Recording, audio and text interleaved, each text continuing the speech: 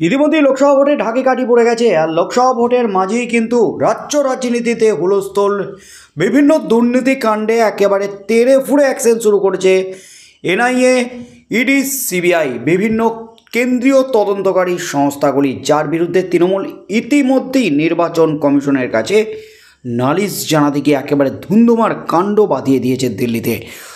তার মধ্যেই কিন্তু রাজ্য রাজনীতিতে একেবারে তোলপাড়, জোরদার প্রচার শুরু করে দিয়েছে সমস্ত রাজনৈতিক দল। আর তার মাঝেই কিন্তু সামনে এসেছে বিস্ফোরক চিঠি নিয়োগ দুর্নীতির সংক্রান্ত। সেখানে নাম একাধিক নেতা, মন্ত্রী, বিধায়ক, তৃণমূলের তাবড় নেতাদের নাম। আর তার মধ্যেই কিন্তু এবার বিস্ফোরক দাবিতে তোলপাড় একেবারে রাজ্য রাজনীতি। লোকসভা ভোটের আগেই খেলা শেষ। লোকসভা ভোটের আগেই জেলে যাবেন রাজ্যের এক হেভিওয়েট মন্ত্রীর নাম সামনে আসতেই কিন্তু তুমুল শোরগোল পড়ে গেল একেবারে রাজ্য রাজনীতিতে। এই মুহূর্তের সবচেয়ে বড় খবর, নিয়োগ দুর্নীতিতে ইতিমধ্যেই বাংলার একাধিক হেভিওয়েট নেতা মন্ত্রীর নাম জড়িয়েছে। বেশ কয়েকজন সিঘরও রয়েছেন। সেই ইস্যু নিয়ে বিস্ফোরক মন্তব্য করেছিলেন বিধানসভার বিরোধী দলনেতা ও বিজেপি বিধায়ক শুভেন্দু অধিকারী। এদিন তিনি বলেন, লোকসভা নির্বাচনের মুখে ফের রাজ্যের দুই মন্ত্রী ফাঁসতে চলেছেন। সেই একই সুর শোনা গেল ব্যারাকপুরের বিদায়ী সাংসদ তথা বিজেপি প্রার্থী অর্জুন সিংয়ের। এদিন তিনি বলেন, তৃণমূল কংগ্রেসের এক প্রার্থী এবার জেল থেকে ভোটে লড়বেন। ঠিক কোন প্রার্থীর কথা এদিন বললেন অর্জুন সিং, সে ব্যাপারে কোনো রাগঢাক না রেখে সোজাসুজি ওই প্রার্থীর নাম বলে দিয়েছেন তিনি। এর আগে দিল্লি যাওয়ার পথে এই নিয়ে বিস্ফোরক দাবি করেছিলেন শুভেন্দু অধিকারী। বিজেপি নেতার কথায় রাজ্যের দুই মন্ত্রী দুর্নীতির সঙ্গে জড়িত, তাদের নামও ফাঁস করেন রাজ্যের বিরোধী দলনেতা। তিনি বলেছিলেন, পাহাড়ে নিয়োগ দুর্নীতির টাকা রাজ্যের দুই হেভিওয়েট মন্ত্রীর হাত ধরেই কলকাতায় এসেছে। বিরোধী দলনেতার এই বিস্ফোরক দাবি নিয়ে ইতিমধ্যেই শুরু হয়েছে চর্চা। শুভেন্দু দাবি করেন, পাহাড়ে এই নিয়োগ দুর্নীতির সঙ্গে রাজ্যের দুই মন্ত্রী অরূপ বিশ্বাস এবং পার্থ ভৌমিক যুক্ত।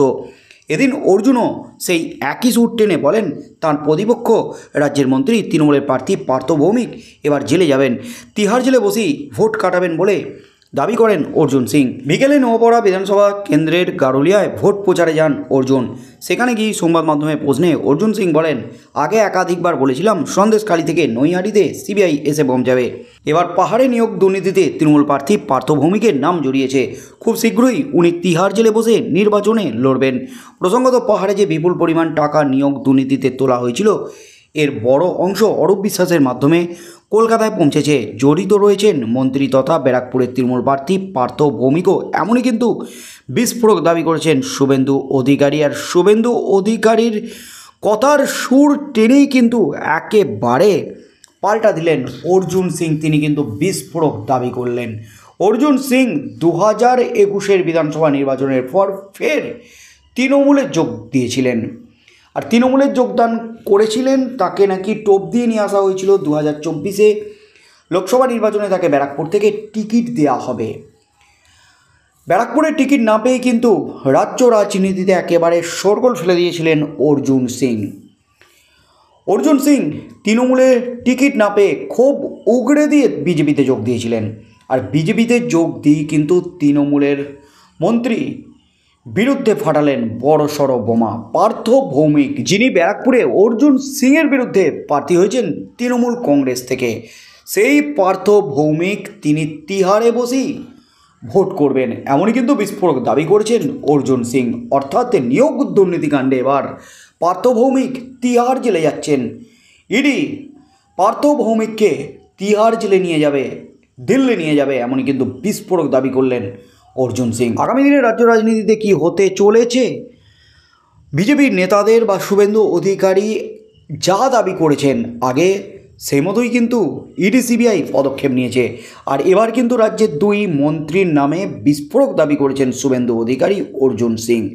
এমনকি গ্রেপ্তারির জল্পনাও কিন্তু উস্কে দিয়েছেন। শুধু গ্রেপ্তারি নয়, দিল্লি নিয়ে গিয়ে তিহার জেলে রাখা হবে, এই দাবিও কিন্তু উঠে এসেছে।